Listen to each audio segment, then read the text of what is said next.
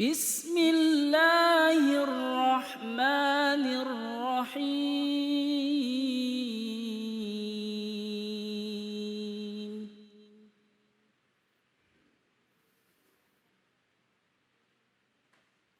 Innallaha la yaghfiru an yushraka bihi wa yaghfiru ma duna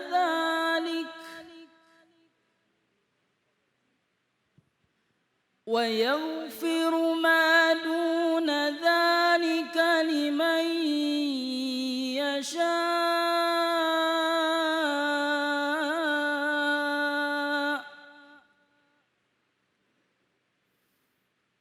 wa man yushrik billahi faqad iftara ithman 'azima. Sadaqallahul azim.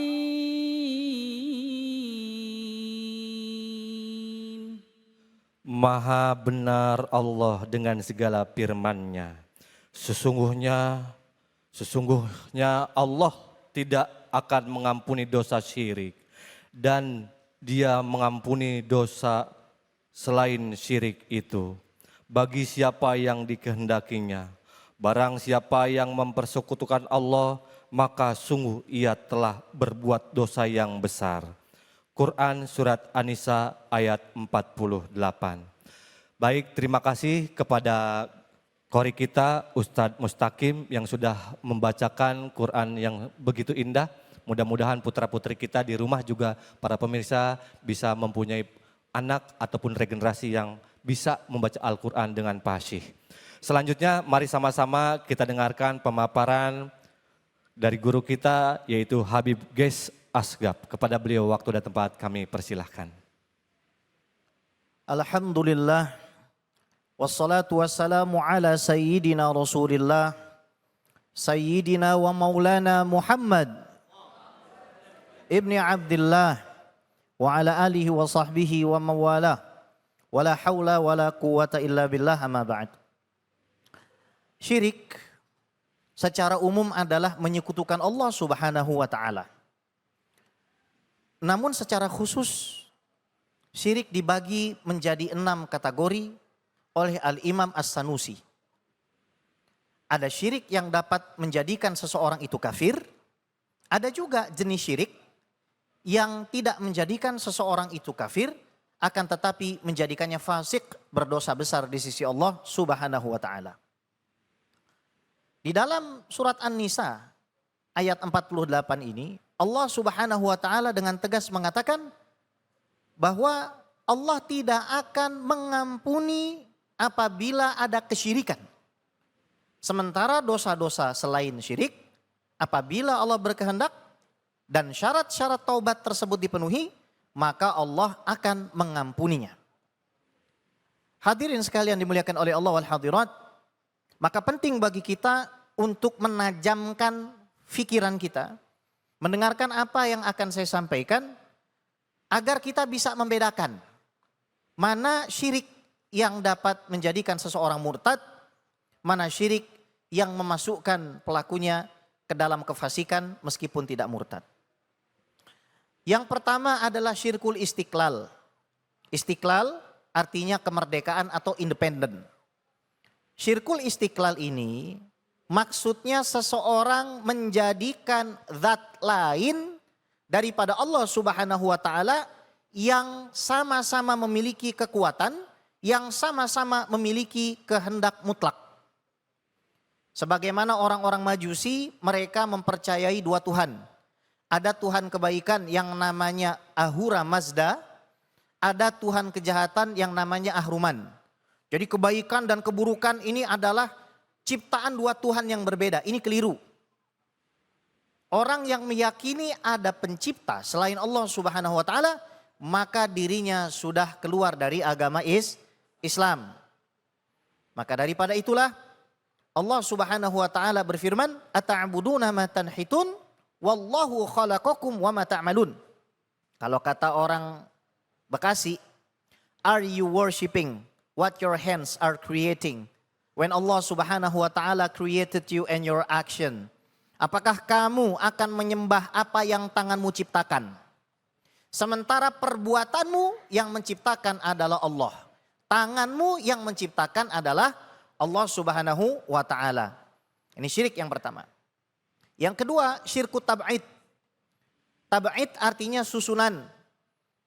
Syirik yang mengeluarkan seseorang dari agama Islam sebab dia mengatakan Allah tersusun. Tersusun dari 3, 4, 5 macam Tuhan misalkan. Ada Tuhan Bapa, ada Tuhan Anak, ada Tuhan Ibu dan lain sebagainya. Di dalam agama Islam, tentu saja keyakinan kita sebagai umat Islam ini tidak benar. Barang siapa meyakini bahwa ada zat yang menyusun daripada Tuhan, maka dirinya sudah berbuat syirik yang keluar dari agama Islam. Yang ketiga, syirku takrib. Syirik karena menyembah makhluk dengan tujuan atau alasan mendekatkan diri kepada Allah Subhanahu wa taala. Ada orang bersujud kepada pohon, mengakui bahwa pohon itu memiliki manfaat yang luar biasa bahkan tanpa izin Allah. Dia sembah itu pohon, dia siram itu pohon dengan keyakinan apa? Bahwa bisa mendekatkan kepada Allah. Ini juga syirik yang mengeluarkan seseorang dari agama Islam. Yang ketiga, syirku takrib. Yang keempat, syirku taklid. Syirik karena mengikuti akidah nenek moyang. Seperti menyembah batu, seperti menyembah keris dan lain sebagainya. Ini juga mengeluarkan seseorang dari agama Islam. Ada yang disebut sebagai syirkul asbab. Syirik karena mengakui ada sebab-sebab selain Allah. Nah di sini dibagi dua nih. Contoh, ada orang haus. Kalau haus minum apa? Air. Oke. Pada saat orang itu minum air, dia bilang, wahai air, tanpa Allah kamu bisa menghilangkan dahaga saya. Sudah keluar dari agama Islam. Nah apabila seseorang ya, dia memang yakin kepada Allah Subhanahu wa taala, tapi tetap menyandarkan dirinya kepada air. Ini menurut sebagian ulama jatuh kepada kefasikan. Ini kadang-kadang orang mencari kebahagiaannya bukan lewat sholat, bukan lewat puasa, bukan lewat zakat. Mencari kebahagiaannya lewat hal-hal yang diharamkan oleh Allah Subhanahu wa taala. Nah kemudian ada yang disebut juga sebagai syirkul aghrad. Ini yang seringkali kita termasuk di dalamnya. Syirik karena punya niatan lain. Pergi haji karena mau selfie depan Ka'bah. Pergi haji supaya digelari Bu Hajah. Pergi umroh supaya kekinian. Datang ke majelis taklim supaya dibilang orang alim. Ini meskipun tidak mengeluarkan seseorang dari agama, akan tetapi tetap dihitung tidak ikhlas kepada Allah Subhanahu wa taala. Maka lawan daripada syirik adalah tauhid. Surat yang menjelaskan tauhid ada di dalam surat Qul huwallahu ahad. Saya mau tanya nih sama ibu-ibu. Kira-kira ibu-ibu suka nggak dimadu? Enggak. Jawab yang kenceng Bu. Suka nggak? Seandainya ada perempuan yang jahat, yang mulutnya kasar, akhlaknya nggak bagus sama suaminya, dia tetap nggak mau dimadu, betul? Apalagi Allah yang sudah kasih makan, kasih minum, kasih hidup. Badi'us samawati wal ard, yang menciptakan langit dan bumi. Mana mungkin mau dimadu? Betul? Maka daripada itulah Allah Subhanahu wa taala tidak akan mengampuni dosa orang yang berbuat syirik. Akan tetapi tolong dicatat. Kalau ada pertanyaan, Bib, kalau gitu apakah orang yang pernah main dukun, orang yang pernah main klinik, orang yang pernah nyembah patung dan lain sebagainya tidak diampuni? Jangan salah. Allah Subhanahu wa taala Maha dengan catatan taubatan nasuh. Ya ayyuhalladzina amanu tubu ilallahi taubatan nasuha. Bertobatlah kamu dengan sebenar-benarnya tobat. Kata Nabi Muhammad sallallahu alaihi wasallam, innallaha yaqbalu taubatal abdi ma lam yughargir. Siapapun orangnya kalau nyawanya belum sampai kerongkongan, kalau dia tobat kembali kepada Allah Subhanahu wa taala, dia menyesali perbuatannya, tidak mengulangi perbuatannya, berjanji untuk tidak melakukannya kembali, Kalau ada hutang dengan orang lain dia bayarkan, maka insya Allah tobatnya diterima oleh Allah Subhanahu wa ta'ala. Jadi nggak usah kita juga memutuskan harapan orang lain. Kalau kita punya saudara yang kebetulan terjatuh di dalam kesesatan tersebut, maka perbaiki ibadah kita doakan semoga dirinya mendapat hidayah. Wallahu ta'ala a'la wa a'lam. Baik, terima kasih Habib yang sudah memaparkan keilmuannya surat An-Nisa ayat 48. Mudah-mudahan apa yang disampaikan oleh beliau intinya jangan pernah kita terhinggapi dengan penyakit syirik menyekutukan Allah Subhanahu wa taala. Na'udzubillah. Mungkin kalau dosa yang lain bisa diampuni, kalau syirik enggak ya Habib ya? Kalau syirik bisa diampuni asal taubatan nasuha. Ini ancaman keras bagi orang yang mati dalam keadaan kesyirikan. Contoh kalau ada orang membunuh, dosa besar kan? Dosa besar. Tapi dirinya bisa keluar dari neraka selama ada la ilaha illallah. Memfitnah wanita baik-baik berzina, dosa kecil atau besar? Besar. Besar, tapi selama ada la ilaha illallah masih bisa keluar. Nah syirik kagak bisa keluar. Baik, siap Habib. Sebenarnya bukan saya yang mau bertanya, tapi yang di sini yang mau bertanya. Ya, sebentar. Siapa yang ingin bertanya?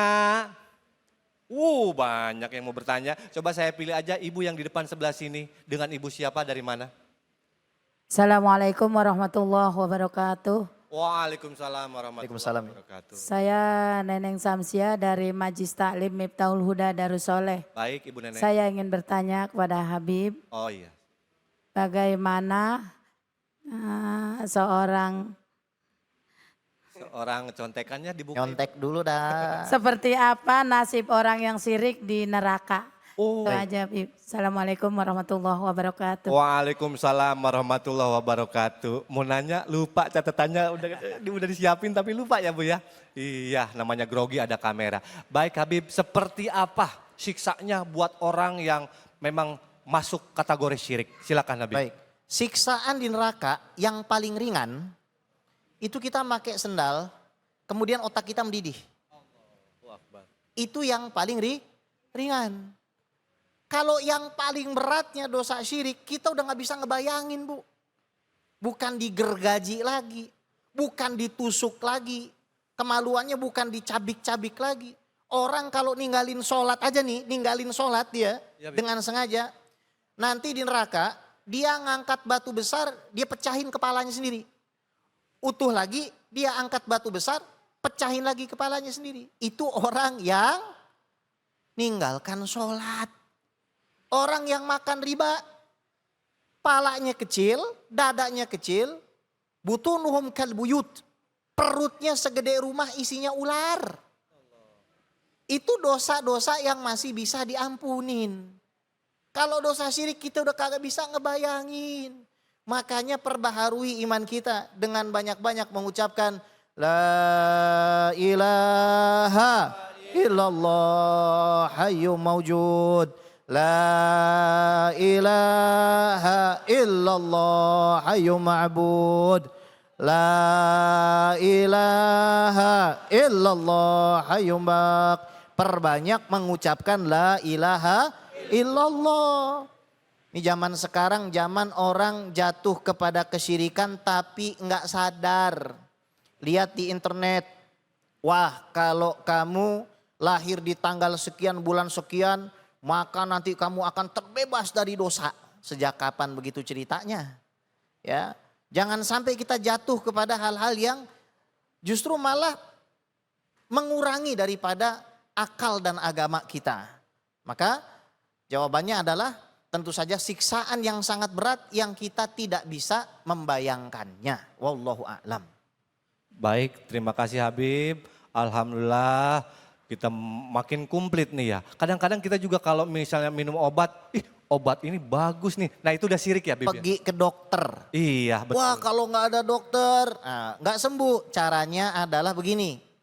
Baik. Dokter, terima kasih banyak sudah menjadi sarana Allah untuk menyembuhkan saya. Semoga Allah membalas kebaikan dokter. Baik. Panadol juga begitu, obat juga begitu ya. Ya, kira-kira begitu. Baik, terima kasih Habib. Alhamdulillah baru saja sudah sama-sama kita dengarkan pemaparan keilmuan dari Habib kita, yaitu Habib Ges Asgab yang tentunya tafsir Quran Quran surat An-Nisa ayat 48. Selanjutnya buat para pemirsa yang ada di rumah jangan kemana-mana karena setelah yang satu ini lebih menarik juga. Karena apa? Yang akan dibahas adalah tafsir Quran surat Al-Ma'idah ayat 72 yang insya Allah akan dibawakan oleh guru kita yaitu Ustadz Hasan Kosasi. Jangan kemana-mana, tetap kita kumpul di sini di Cahaya Hati.